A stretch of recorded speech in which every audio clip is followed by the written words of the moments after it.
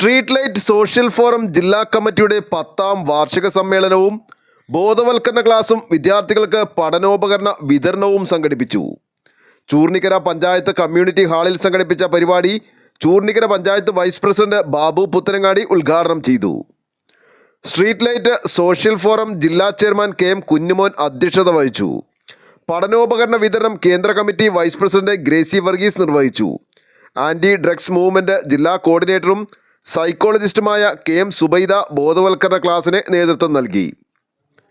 Ranjith Kumar G, Shaji Edappally, Jency Anil, doctor Anilkumar Nair, C P Nasar, Rahanraj, Muhammad Rafeeq, Gafoor legend Aluva, Bindu Shaji, Annie Varghese, Sajini Thampi തുടങ്ങിയവർ സംസാരിച്ചു.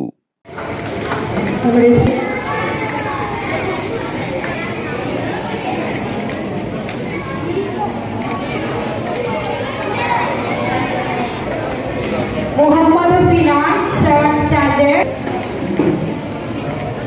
അർച്ചന Priyakumari 5th standard, Shivakumar.